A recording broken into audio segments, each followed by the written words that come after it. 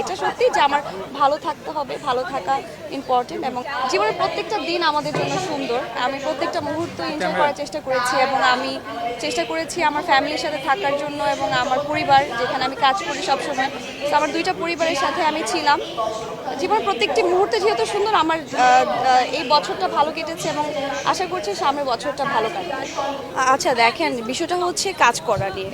যেমন আমি একজন আর্টিস্ট, আমি অভিনয় করি, আমার অভিনয়টা ভালোবাসি আমি। তো আমার কখন কোন জায়গাতে কাজ হচ্ছে সেটা থেকে ইম্পর্টেন্ট হচ্ছে ভালো করে অভিনয় করাটা। কে কোন প্ল্যাটফর্মে কিভাবে করছে, কখন করা উচিত, এত আসলে ভাবি না, এত ভেবে কাজ কখনো করিও নি আর করতেও চাই না। অভিনয়টাকে প্রায়োরিটি দিচ্ছি, দর্শকের ভালোবাসা পাচ্ছি এবং এটা নিয়েই বেঁচে থাকতে চাই।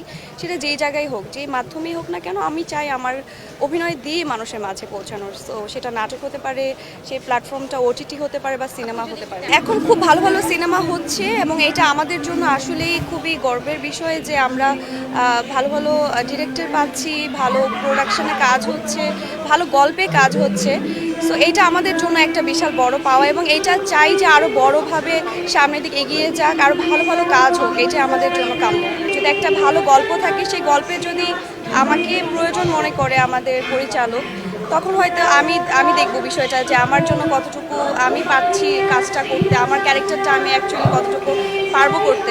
তো সব কিছু মিলিয়ে আসলে কাজটা হবে। তো এইভাবে বলা যাচ্ছে না যে আসলো আর করে ফেললাম, এরকম কিছু না। হ্যাঁ হ্যাঁ, অফার পাওয়া হয়।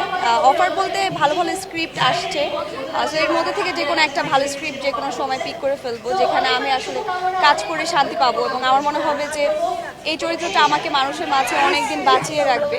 এরকম চরিত্র যদি পেয়ে যাই, ডেফিনেটলি আমি এই প্ল্যাটফর্মে কাজ করবো খুব ভেরি সুন। না না, বিরক্তিকর কিছুই নেই, কারণ এটাও আমার কাজেরই একটা অংশ।